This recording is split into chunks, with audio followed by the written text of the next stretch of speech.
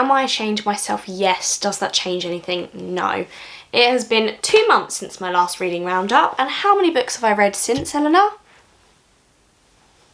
The silence tells all. I have almost finished. I say almost finished. This is still going to take me so long. I've got that much left to go of must-love books by Shauna Robinson. And that's it. That's it, end of video, thanks for watching. I feel like I literally start every reading video with, I've been in a reading slump, I haven't read that much because, as I said, it's not going to change anything. I'm a very slow reader and I just don't give myself enough time to do it. But I've been reading must-love books. Must you love books to read this? Yes, because it's all about publishing and it's a proof copy and the front cover just got me. It is so good. Dream entry-level job alert, salary competitive, definitely not enough to cover your rent, experience essential even though it's an entry-level position, constant out of hours. Like, there's just so much on here that just gives. On the back it says, meet Nora Hughes, last bookish assistant stand-in, underappreciated, overworked, barely paid, but it was her dream come true, wasn't it? So it follows the story of Nora and her experience working in publishing, being an editorial assistant. She fucks up with one of the most important authors at her publishing house. She starts to have more of a relationship with this person, and yes, I do then literally mean relationship, therefore I didn't find it very realistic. Sorry, it just felt very cringe and not realistic, and I thought it's more to do about publishing, not their relationship, so I just found it a bit weird. And then she goes on to sort of like secretively do some freelance editorial work for another publisher, which is obviously a conflict of interest because she's thinking of stealing authors from one publishing house to another publishing house. The whole thing I just find a bit weird. I don't know, I mean, the fact it's taken me this long to get through it kind of says it all. I just had a lot higher expectations. It was good enough, like the writing's good enough, the storyline just didn't do it for me. As I said, I'm not actually finished yet, but it just wasn't doing it for me. It just felt quite cringe in some places, and I don't know, the whole thing with the author just weirds me out. I'm like, that just wouldn't happen, like and the way they speak to each other, I'm like, that just wouldn't happen. And I wanted more to see about like her career progression. Like, it's a book about her career, right? It's a book about publishing, and that's what I wanted to see. That's what I was going and expecting. That's what I wanted to see. I didn't want it turned into like a romance thing. Dogged over a few pages, which means there's a few quotes that I obviously liked in here. Obviously there's some stuff that is very relatable. I am an assistant working in publishing. This is about an assistant working in publishing. There are some stuff where I'm like, okay, nice. That is relatable. But on the whole, I'll be brutally honest, it's just not doing it for me. I'm probably gonna give it like a 3 out of 5, just because it's like, it's okay, I'll get through it, didn't do what I want it to do. I feel like there's a lot of books like this at the moment as well, like about publishing and about the working world. I read one recently called Not Safe for Work. There's this one, Must Love Books, and there's another one that, have I read it? Have I got it? Am I yet to buy it? I can't remember.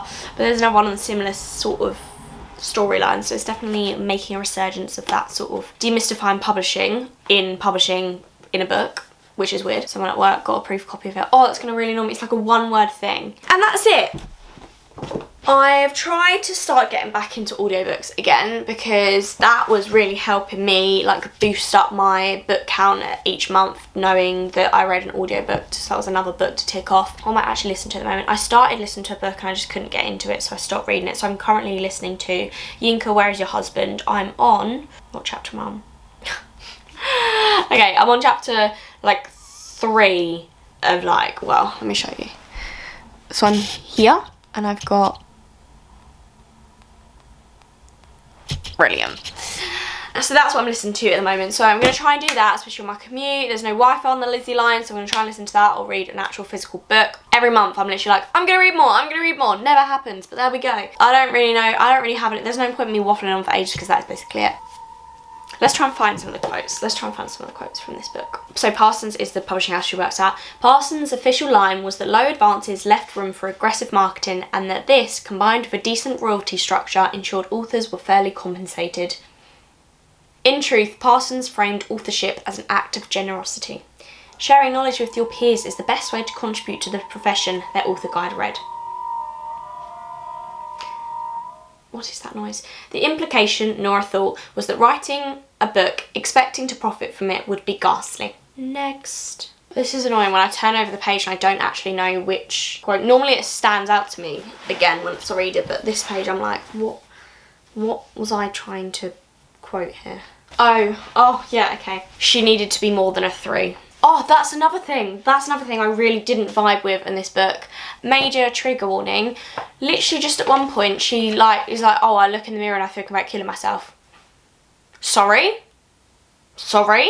Like, out of nowhere, not carefully thought out, had a real shock factor, which I don't know was the purpose of it or what.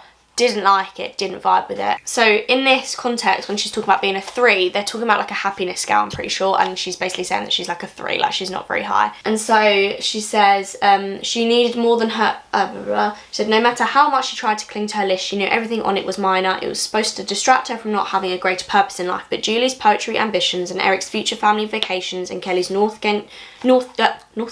York dreams put everything back into a daunting perspective.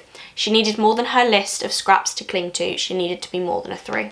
And then that reference is like referred to again a couple times afterwards. And this is about authorship, which I can relate to and that a lot of people in publishing relate to, in that authors are celebs. So it says, at Weber, she was constantly reaching out to potential authors, massaging egos before turning the conversation to whether a brilliant, talented expert like them might want to write a book for Weber. Weber, I don't know how to pronounce it. The impressing wasn't new. She'd always known it, seen it, done it. The way people dressed up for author meetings, full smiles at the ready, it was standard for their line of work. And there weren't always egos to contend with. I think that was it. Yeah, they're the only quotes that I pulled over. Oh, this has been such like a mismatch video, but there you go. I'm going to end it now so you can save your time and watch some better videos, but essentially that's the book that I read, almost read. Didn't vibe with it that much. Want to know what you think if you work in publishing, if you would have read it. There we go. Goodbye.